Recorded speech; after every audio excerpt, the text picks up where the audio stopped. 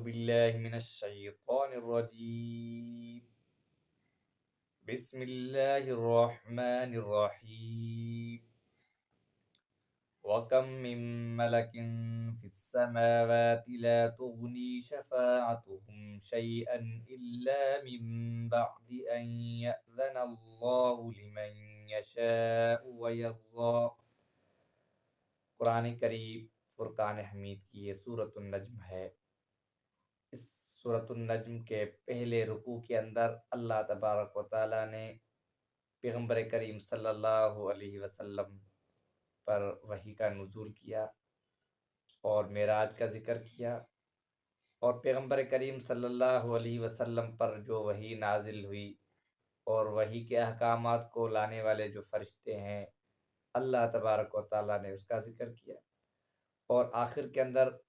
کافرین اور منافقین کے بت پرستی کا ذکر کیا کہ انہوں نے من گھڑت بت رکھے اور ان کی عبادت کیا کرتے تھے۔ پیغمبر کریم صلی اللہ علیہ وسلم نے جب مکہ مکرمہ کو فتح کیا، اس وقت پیغمبر کریم صلی اللہ علیہ وسلم نے ان بتوں کو توڑ دیا تھا۔ اب یہاں سے اللہ تبارک و تعالیٰ نے فرشتوں کا ذکر کیا ہے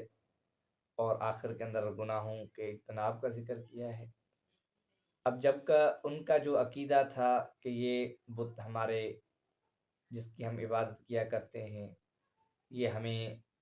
اللہ تبارک و تعالیٰ جب ہماری پکڑ کریں گے اس سے بچائیں گے، تو اللہ تبارک و تعالیٰ یہاں سے یہ بتانا چاہتے ہیں کہ جو فرشتے اللہ کے احکامات لے کر پیغمبر کریم صلی اللہ علیہ وسلم پر لاتے ہیں، ان کی سفارش بھی جب اللہ چاہے تو قبول ہوگی ورنہ نہیں۔ وَكَم مِّن مَلَكٍ فِي السَّمَاوَاتِ، بہت سارے فرشتے آسمانوں کے اندر، لا تغنی شفاعتهم شیئا، اب ان کی کوئی بھی سفارش فائدہ نہیں دے گی الا من بعد ان یأذن، بعد اس کے کہ اللہ تعالیٰ اس سفارش کی ان فرشتوں کو اجازت دے، ویرضا، اور اللہ تعالیٰ اس سفارش سے راضی۔ اللہ تعالیٰ جس کی سفارش چاہیں گے اس فرشتے کی تسلیم کریں گے، اور یہ تو بت ہیں، یہ خود بھی جو ہے عاجز ہیں، اور یہ کیسے سفارش کریں گے اللہ کو کسی بندے کے متعلق۔ ان الذین لا یؤمنون بالآخرہ، اور اس کے بعد دوسرا عقیدہ ان کا یہ تھا کہ فرشتے اللہ کی بیٹیاں ہیں، اللہ تبارک و تعالیٰ اولاد سے پاک ہیں، منزہ ہیں، اللہ کی کوئی اولاد نہیں ہے۔ اب ان کا عقیدہ یہ تھا کہ جو یہ فرشتے ہیں یہ اللہ کی بیٹیاں ہیں۔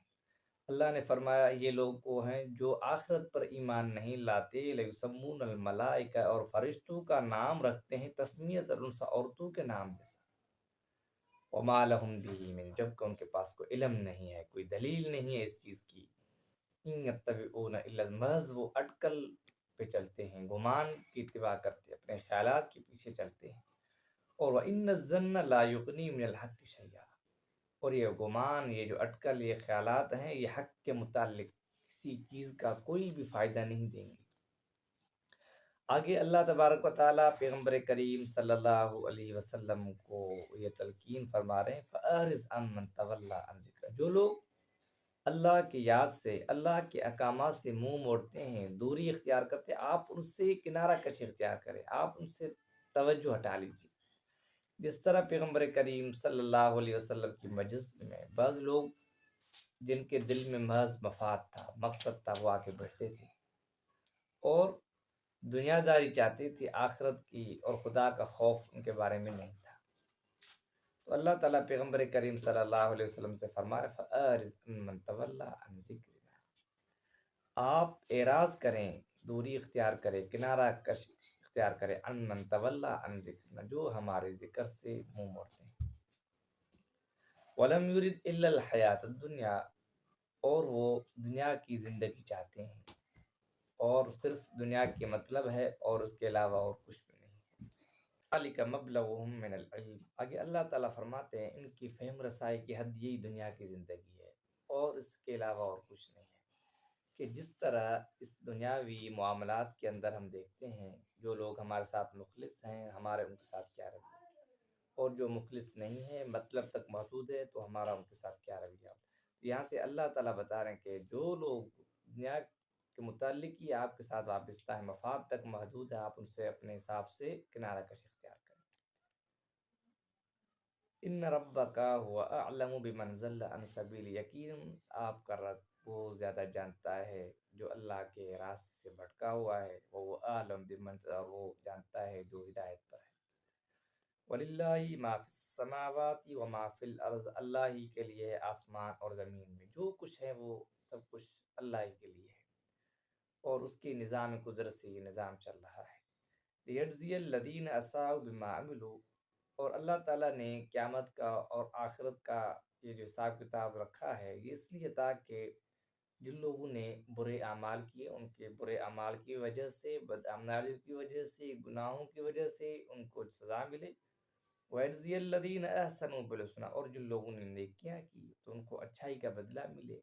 اچھے اعمال کرے گا اس کے لیے اس کا ٹھکانہ اچھا ہوگا، اور برا اعمال کرے گا تو اس کا ٹھکانہ جہنم دوزخ ہوگا۔ الذین یجتنبون کبائر الاسم والفواحش، آگے اللہ تعالیٰ نے ایک اور بہت بڑی چیز ذکر کی ہے کہ جو لوگ کبیرہ گناہوں سے اجتناب کرتے ہیں، کبیرہ گناہوں سے اپنے آپ کو بچاتے ہیں، والفواحش، اور برے کاموں، فواحش فوش والے جو غلط کام ہے اس سے اپنے آپ کو بچاتے ہیں، اجتناب کرتے ہیں، مگر ہلکے ہلکے جو گناہ ہیں وہ ان سے وہ صادر ہو جاتے ہیں۔ مثال صغیرہ گناہ یہ ہے کہ دل کے اندر خیالات کے عملی نمونے سے اس سے نہیں، یا وہ صغیرہ گناہ وہ ہے جس پر کوئی وعید نہیں ہے، کبیرہ گناہ وہ ہے جس پر شریعت نے حدود نافذ کیے ہیں اور اس پر سزا ہے، جیسے زنا ہے، بدکاری ہے، اور قتل ہے، بہتان ہے۔ صغیرہ صغیرہ جو گناہ ہیں، یا اس نے جو ہے وہ کیا ہے مگر اللہ کی طرف اگر وہ رجوع ہوتا ہے سچے دل سے تو اللہ تعالیٰ اس کو معاف کرے، وہ بھی حقوق العباد۔ اور حقوق العباد جو ہے بندوں کے حقوق، وہ تب تک معاف نہیں ہوتے جب تک وہ بندہ معاف نہیں، اور حقوق العباد جو بندے کے حقوق ہیں،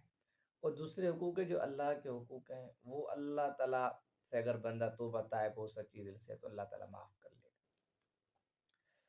ان ربک واسع المغفرہ، آگے اللہ تعالیٰ فرمائے یقیناً تمہارے رب کی مغفرت وسیع ہے، بخشش وسیع ہے۔ بندہ کا کام ہے اللہ کی طرف آئے، وہ آئے رجوع کرے توبہ طائب ہو تو اللہ تعالیٰ اس کے گناہوں کو معاف کرے۔ وہ اعلم بکم، اور وہ بہت زیادہ جانتا ہے، اذ انشاکم من الارض، جب اس نے تمہیں پیدا کیا زمین سے، تو تمہارا وجود نہیں تھا تب بھی اللہ تعالیٰ جانتا تھا۔ اذ انتم اجنۃ فی بطون امہاتکم، اور جب تم ناپختہ حالت میں تھے اپنی ماؤں کے پیٹ میں، جب انسان ابھی تک مکمل بھی نہیں تب بھی اللہ تعالیٰ آپ جانتے ہیں۔ فلا تزکوا انفسکم، پھر تم اپنے آپ کو پاک صاف کیوں سمجھتے ہو، مقدس کیوں سمجھتے ہو؟ اگر تم سے کوئی صغیرہ گناہ ہوتا ہے، کبیرہ گناہ نہیں ہوتا، یا کوئی نیکی یا کام سرد ہوتا ہے، تو پھر اپنے آپ کو غرور کے اندر مبتلا کرنا، اپنے آپ کو پاک سمجھنا، دوسروں کو حقیر سمجھنا، تنقیدی نگاہ سے دیکھنا، اللہ تعالیٰ فرماتے اس سے نہیں کرنا۔ وہ عالم بمن اتقا، اللہ تعالیٰ زیادہ جانتا ہے جو تقوی والا ہے، اختیار کرتا ہے، گناہوں سے اپنے آپ کو بچاتا ہے، حقیقی توبہ طائب ہو کے متقی پرہیزگار بنتا ہے، اللہ تعالیٰ وہ زیادہ